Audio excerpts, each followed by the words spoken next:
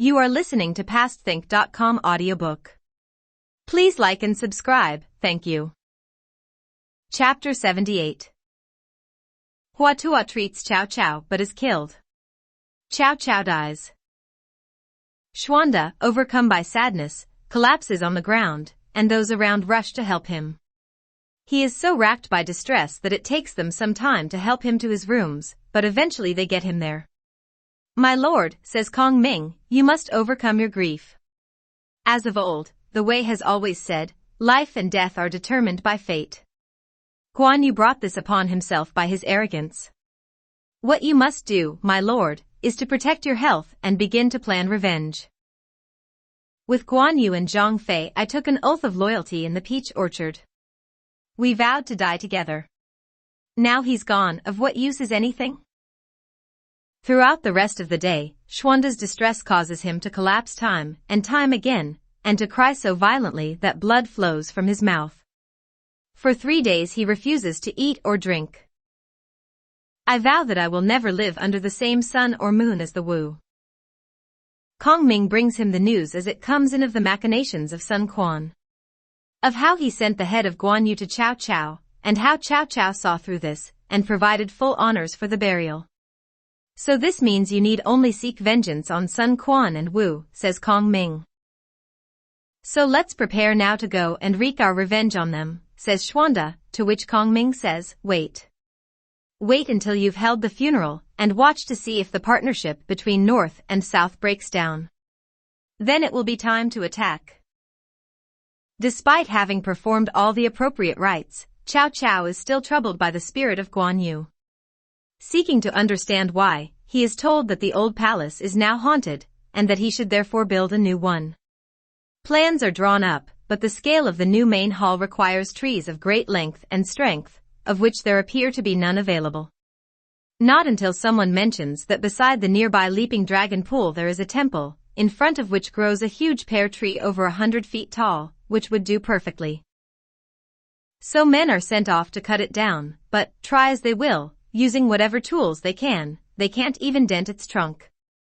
Not believing their reports, Cao Cao leads a whole troop of men to cut the tree down, but, as they approach, local leaders come pleading that he spare the tree. It's many hundreds of years old, and a deity lives in it. For over 40 years no one, neither emperor nor commoner, has dared challenge me. So what is this deity that dares to do so? So saying, he slashes at the tree with his sword. To his astonishment, the sword bounces off with a sound of metal on metal, and from the wound blood spurts out onto Cao Cao, who throws his sword aside, leaps on his horse and flees in horror. Later that night, Cao Cao cannot sleep. Suddenly there, standing before him, is a man, dressed in black, hair on end, holding a sword. He rushes at Cao Cao, shrieking, "I am the deity of the pear tree. I know that you want to build a great hall as part of your plot to overthrow the dynasty. That's why you dare to attack a sacred tree. Your days are numbered, and I've come to kill you." Panic-stricken, Cao Cao calls desperately for his guards, but the black figure raises his sword and strikes him. With a terrified scream, Cao Cao awakes, an unbearable pain in his head. Doctors are summoned, but none can help. Eventually, Hua Xian suggests calling in the famous doctor Hua Tuo, who cured Zhou Tai. He is summoned but in the process of telling Cao Cao his methods, and that to cure him he will need to cut open his skull, he mentions curing Guan Yu. This is disastrous for Hua Tuo, for Cao Cao is convinced that he has come to exact revenge for Guan Yu and has him imprisoned. Despite the kindly help of the prison warden, he dies shortly after.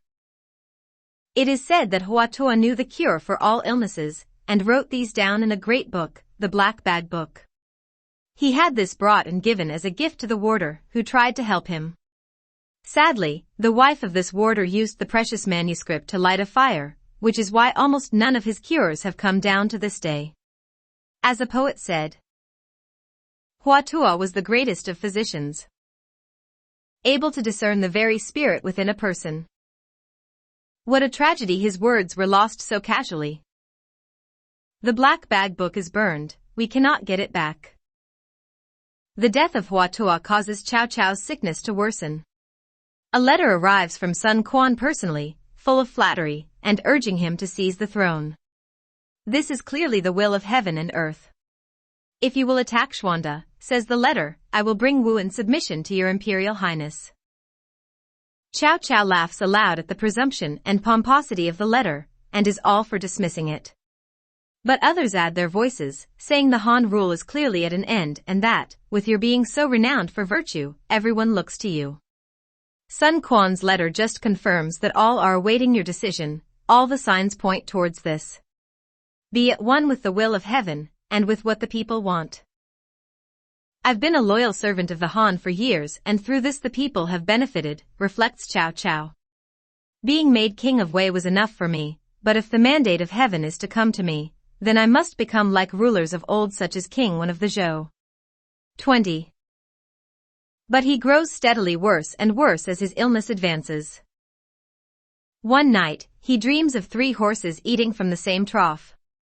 When he describes this dream to Jia Su, he tells him that they are a sign of good luck. 21. As a poet has said, 3 horses feed from the same trough, troubling him. But he doesn't see the impending Jin dynasty. What point is there now to Chao's triumphs? From the center of his world, Sima is rising. Then comes a night of anguish. In the depths of the night he feels dizzy. He rises and goes to rest his head on a table, when suddenly a terrible sound makes him sit bolt upright. Coming towards him are the ghosts of the 2 queens he has murdered, Empress Fu and Lady Dong, the 2 imperial sons, and many, many others whom he has had killed. Dripping with blood, they cry out for his life. Grabbing his sword, he tries to cut them down, and at that moment the southwest corner of the hall collapses. Cao Cao collapses too. The following night he hears nothing but the cries of men and women beyond the walls. When morning comes, he calls together his advisors and says, through 30 years of warfare I've paid no attention to so-called supernatural events and beings. But what does this all mean now? It is suggested that a Taoist priest come and perform an exorcism, but Cao Cao says, as the sage said, if you offend heaven, then there is no one left to pray for you. My mandate from heaven is exhausted, and nothing can be done. As morning breaks, Cao Cao's headache grows worse and worse. When Xiahua Dun is summoned, he tries to approach, but he too sees the ghosts and runs away terrified, and is never the same from that day on. Cao Cao summons Cao Hong, Shen Kun, Jia Su and Sima Yi to his bedside to impart his final will for the succession. They try to reassure him that he will recover, but he dismisses this.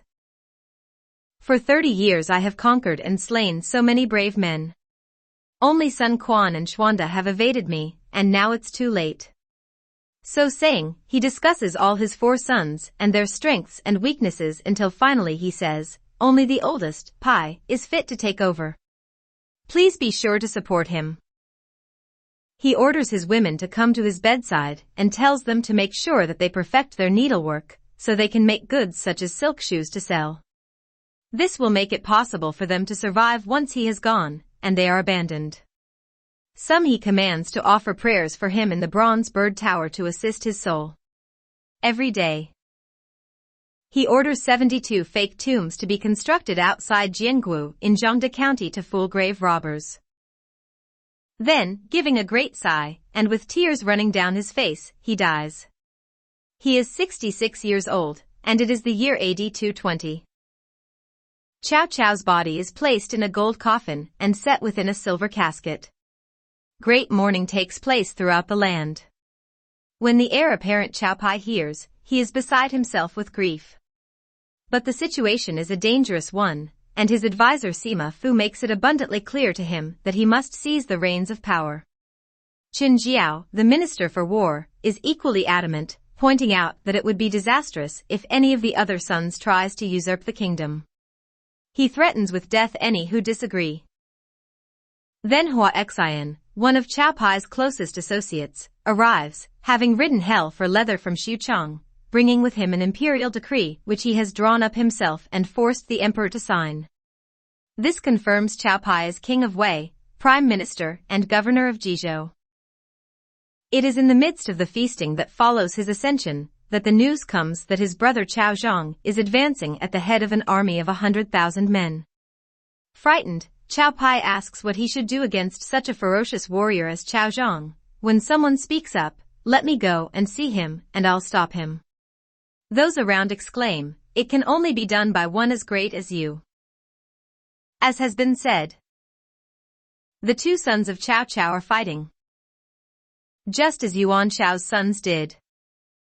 So who is this man? The next chapter will tell us.